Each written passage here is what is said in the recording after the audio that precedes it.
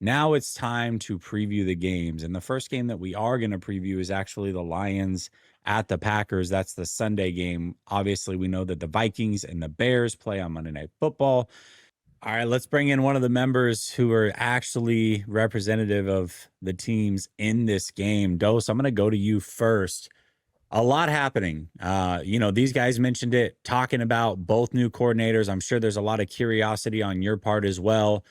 How does Tesla fit in? I think that's going to be fun to watch. You've got a myriad of good receivers there going against a questionable secondary for sure.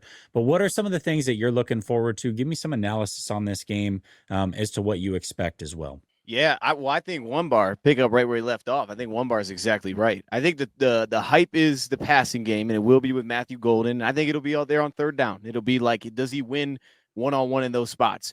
But for me, it does start with the run game, just 100% in this game specifically because of how much two back looks Green Bay is going to throw out there, assuming they did what they did last year. And then for the Lions, it felt like every time we played Green Bay, it was super heavy personnel, a lot of 12, some 13. It's like, we're going to run the ball. We're going to have multiple tight ends on the field. And they also pass out of that too. It's like they use that to try to get more backers on the field. Now, Edgerrin Cooper's a handful. I expect him to be out there all the time.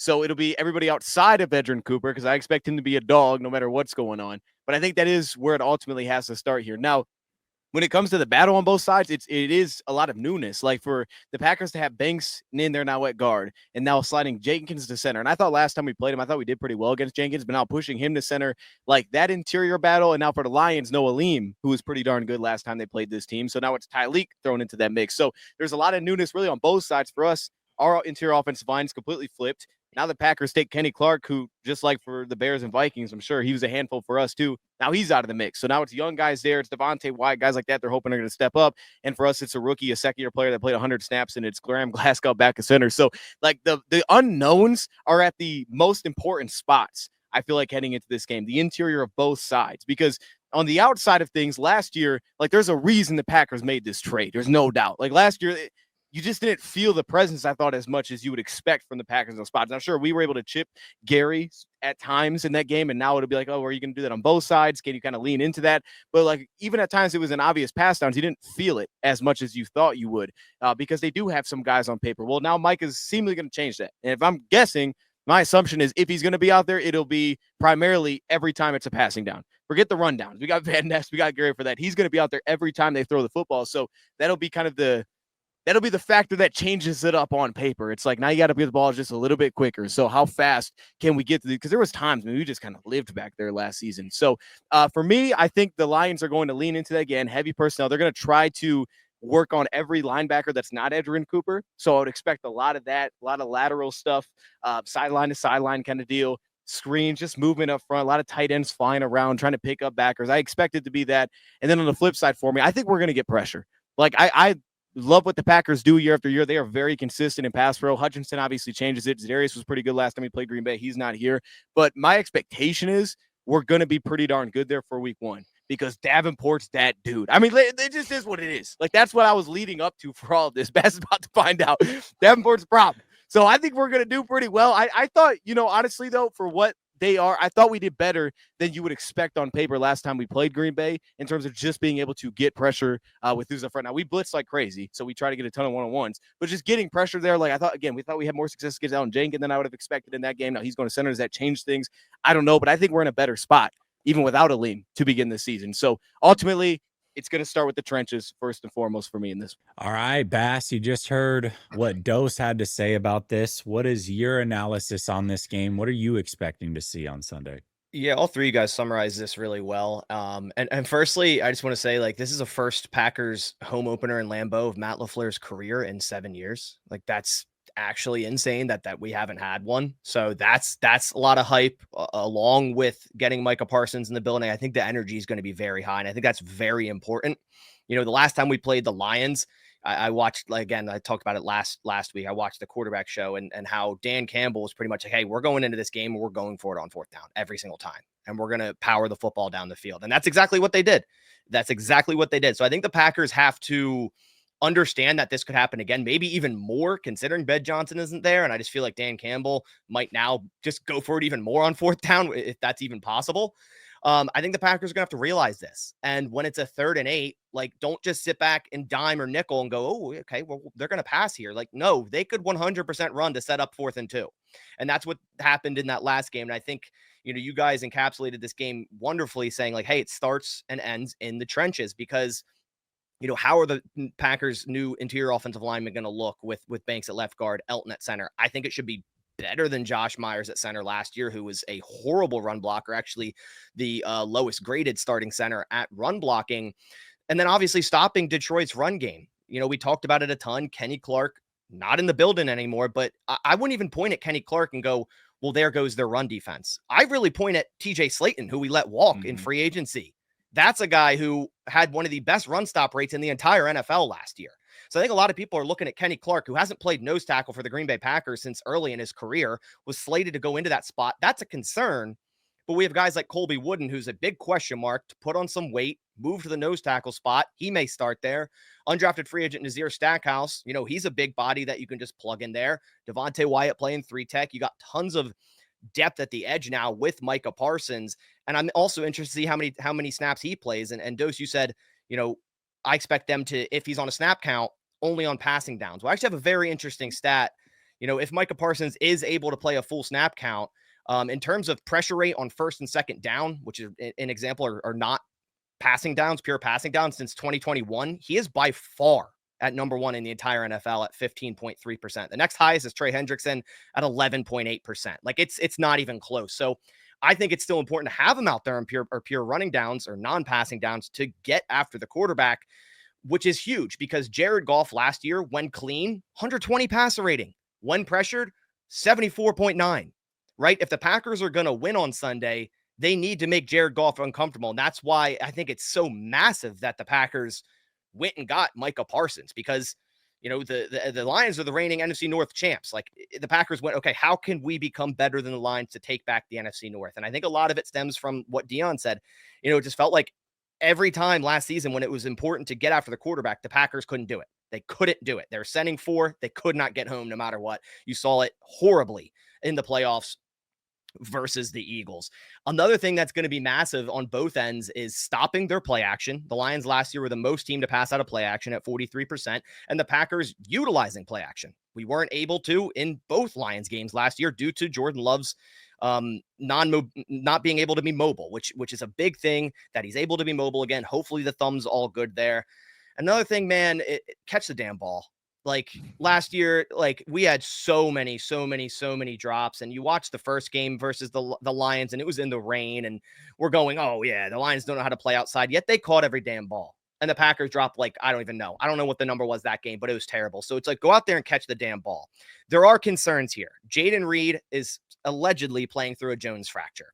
I don't know how that's going to work, right? He's our premier slot wide receiver. So if that doesn't work, then what do we rotate to? Do we have more of Tay Wicks in the slot, who's also recovering from a calf injury? He didn't practice most of camp.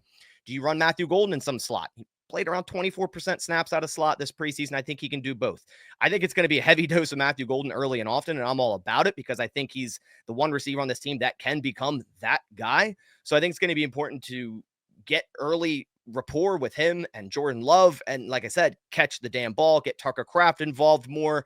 Seems like he's not involved too much against the Lions. But yeah, I'm interested to see how we do against their pass rush. Like Dion said, I don't know about Davenport. Maybe I'll learn. Maybe I won't. I don't know. I guess we'll see. I don't. When's the last time he played a regular season game? I don't know. Oh, last year.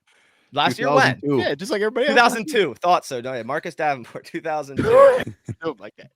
But there is concern. Like obviously you know more about your defensive line than I do, but I feel like it's pretty light down there, and I think the Packers do a good job at establishing the run game early with Josh Jacobs. And I think that's still what it's going to be, like it was last year. Catch the damn ball, get after the quarterback, force a turnover or two. That's their key. Hey, real quick, just to add something, because first off, Slayton was the handful. I'm glad you brought that up because I'm watching last year. Like 93, who is this? I'm like, oh, that's Slayton cooking. Yeah, but also, cooking. I wonder a little bit with Mike, if he's able to play that much. I don't know about this week, but as the season goes on, how if they like say someone starts to kind of take a step up a little bit at defensive end, you get a little crafty. If I'm Green Bay, I'd get a little crafty with Micah, especially if I'm willing to blitz. I'd be putting him at off ball because everybody's going to think the same thing. Oh, just run right at him.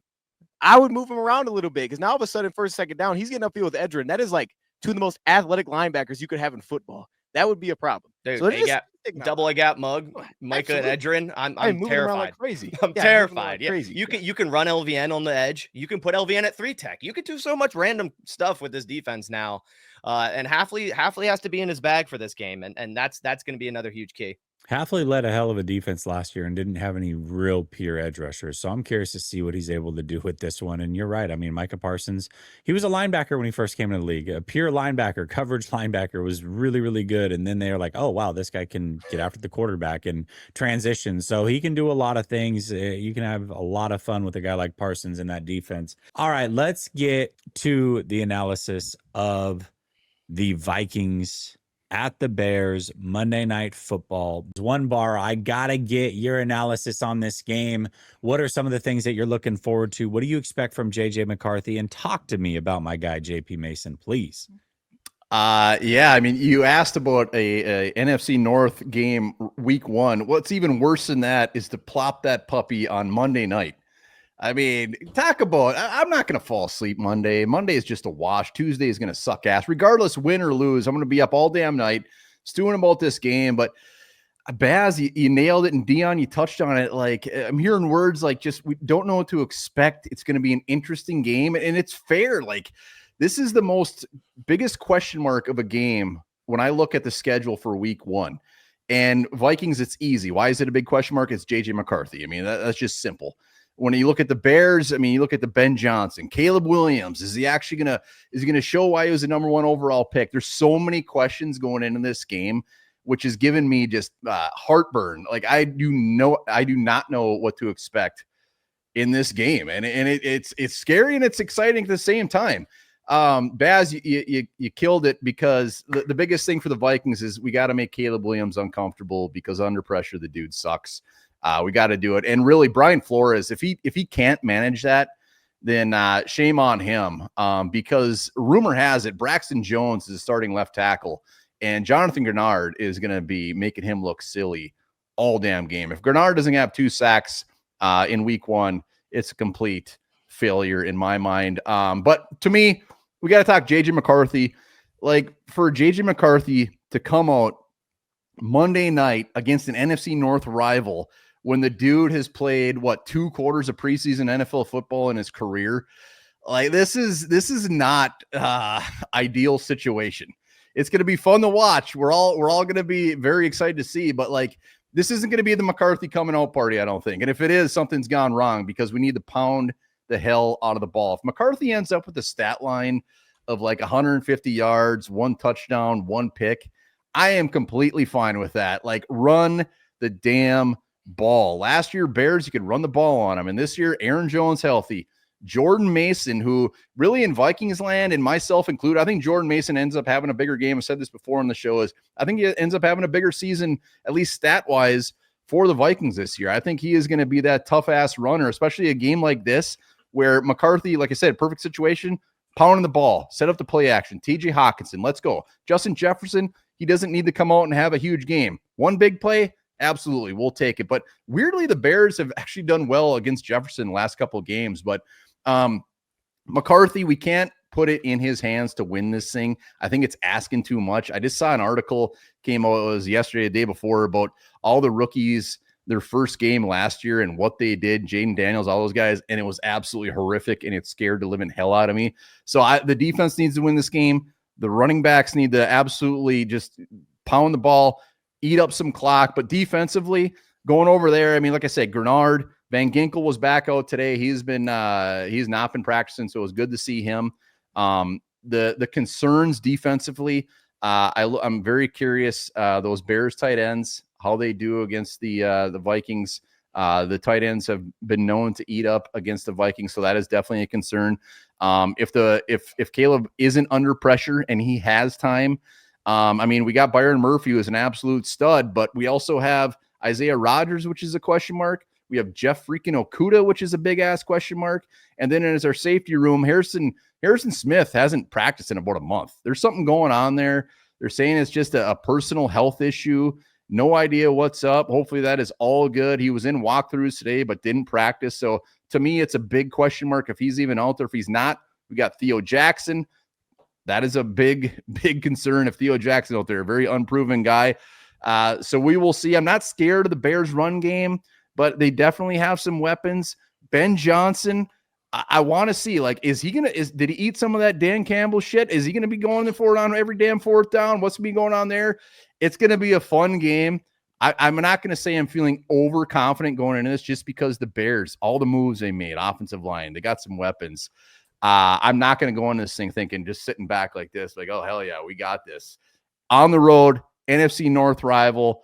It's going to be a fun game. And JJ McCarthy, hot damn. I mean, you couldn't ask for I wish he was playing at noon. I wish he was playing against the Browns and it was just buried on television, because the last thing I'll end with is this will be an overreaction game. If McCarthy goes out and they lose on the road to the Bears, everyone's, the guy's a bust. This is his first start. Caleb Williams goes out and just sucks ass. Oh, God, he's the same old guy. Ben Johnson didn't save him. He sucks. So it's going to be fun regardless, but I will not sleep Monday night. Yeah, this is going to be a great game. I think there's so much change that has happened within this division. Every team has something to be excited about, but I would say the Bears have the most to be excited about, or at least the most anticipation. It's like, what is Caleb Williams? We got him first overall, struggled a bit last year. Is it as simple as the coaching staff? Well, you get a whole new coaching staff. You revamp the offensive line.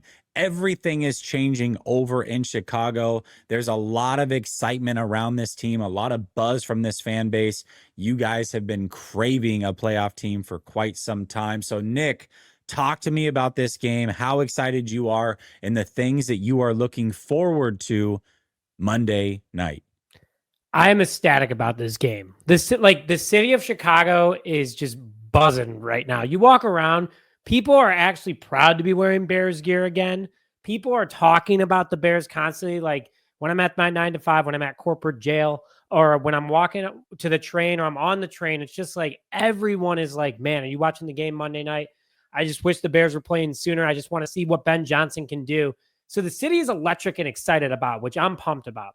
What I'm most looking forward to in this game is, I think, is a reoccurring theme, and I'm going to sound like a broken record, but can Ben Johnson really get this thing going? Is he going to bring that Detroit style coaching with his own spin on it? Is he going to go out and make this offense look legitimate? Is he going to make Caleb Williams, boom in his second year with a good relationship and overall play calling? So I heard a lot of questions. I heard a lot of things that the guys were saying. So I'm here to answer all of them. I actually literally right before this dropped a video about all these questions. So good news is Jalen Johnson is back. He's practicing today. He'll be covering Justin Jefferson. So that's good news for the Bears secondary. Bears also have Jaquan Brisker back. He was practicing today after leaving last week with an injury. Wasn't reported. Bears get him back. So the secondary has all their starters: Kyler Gordon, Kevin Byard, Jaquan Brisker, Tyreek Stevenson, and Jalen Johnson, all out there good to go. From a running back room perspective, yes, Baz, you are right. We did have trainers running through drills. In fact, we actually had even tight ends running as running backs at one point just for fun.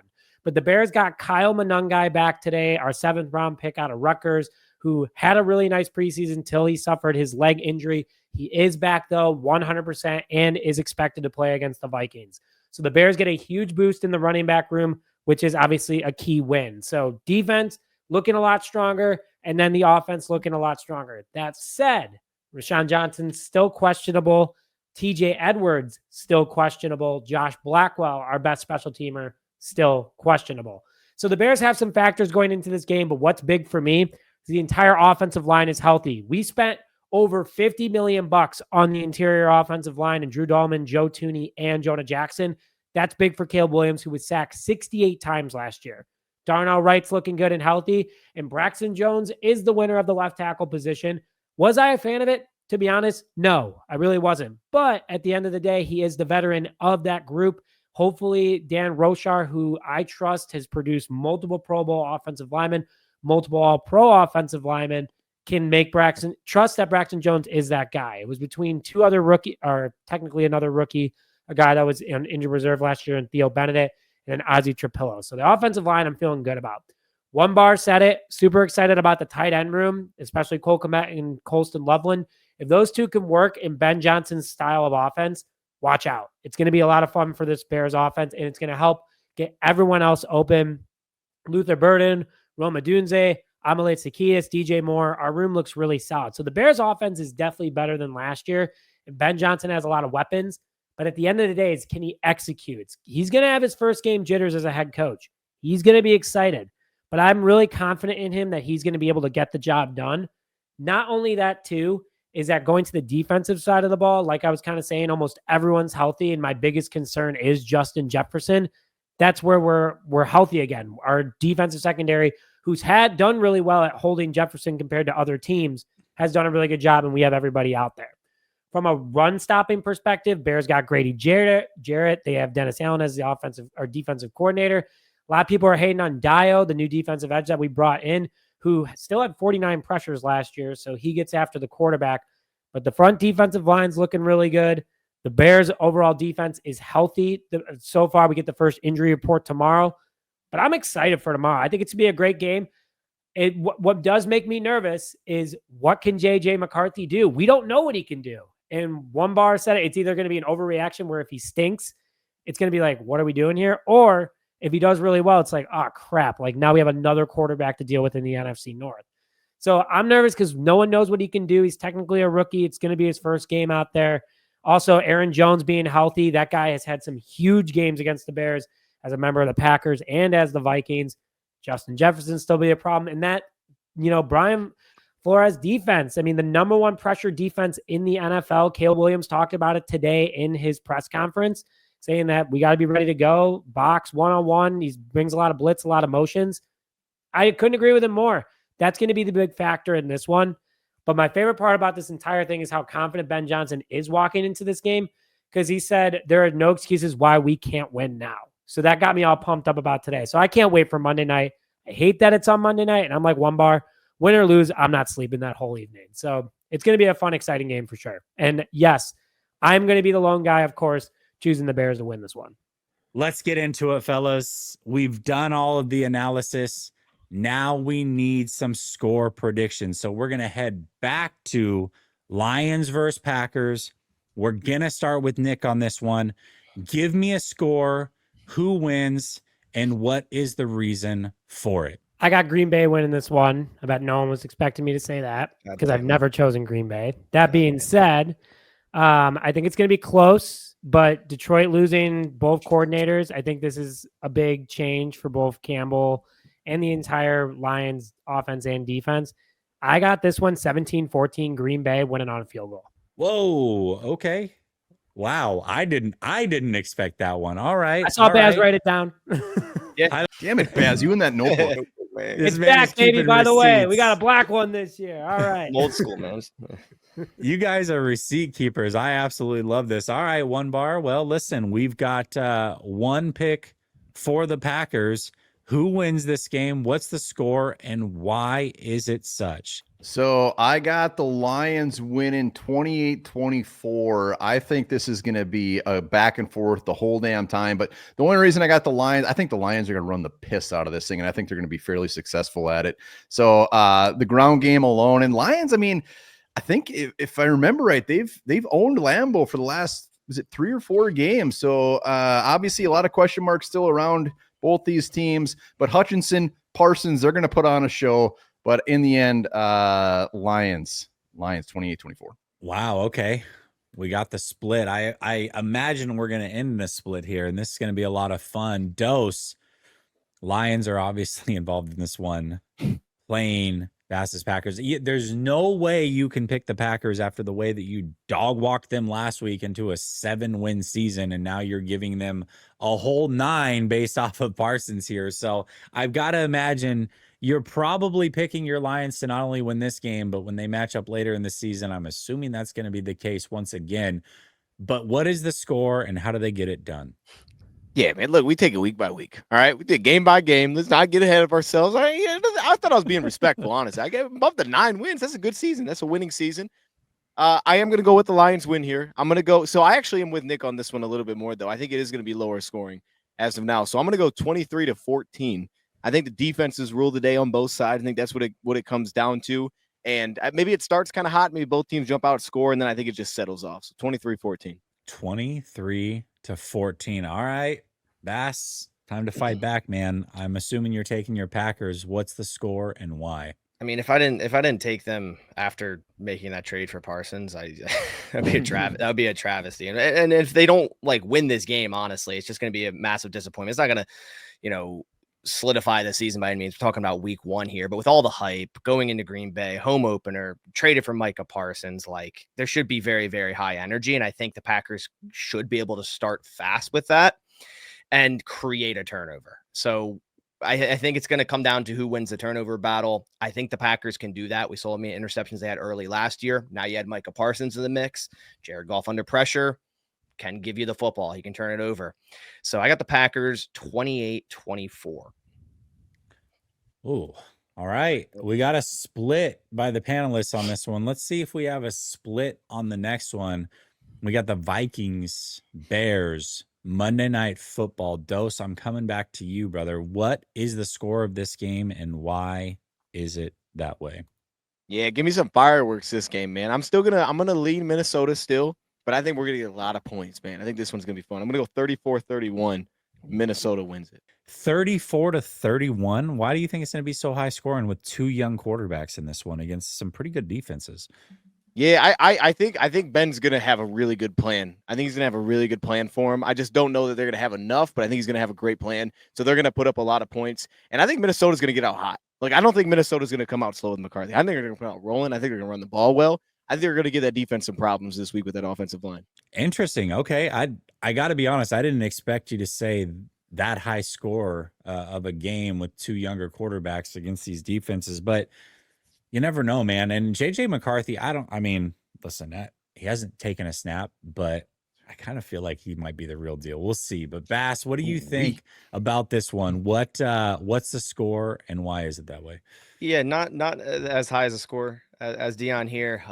For the reasons you mentioned, 2 younger quarterbacks. I like both defenses, but overall, like I said, I'm still gonna trust what Flores has in store for the Bears, Ben Johnson and Caleb Williams. So for that, I'm going 21-17 Minnesota. 21-17 Minnesota. All right, one bar. You've heard it. Both guys are picking the Vikings. We're not going to have a split on this one because I know that you're picking the Vikings as well, and that's fantastic. But why? What is going to be the difference in this game? And then also, what is your score prediction?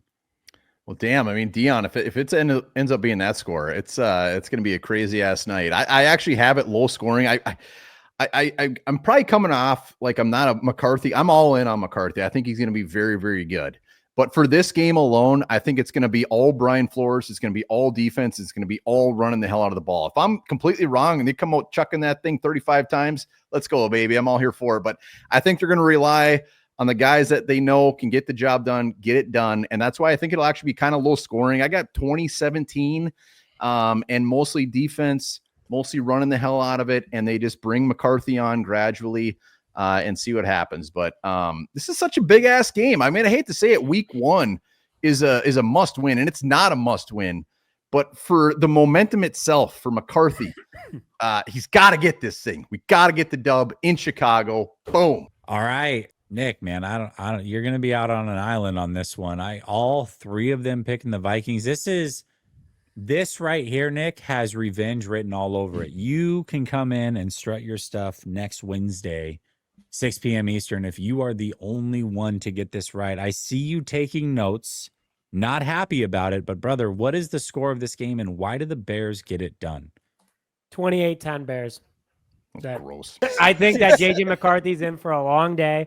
I think that Dennis Allen is going to bring the heat on him. The fact that we have Jalen Johnson back, that defense is going to shut down the offense, and the Bears offense is going to be cooking. I also have a defensive pick 6 coming in because JJ McCarthy's going to make a mistake. He's a rookie. 28-10 Bears. Bears walk out 1-0 and enter Detroit at 1-0.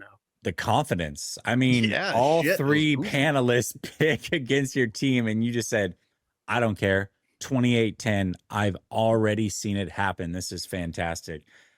Guys, this was an amazing show. If this is any indication of what we can look forward to all season long, man, get ready.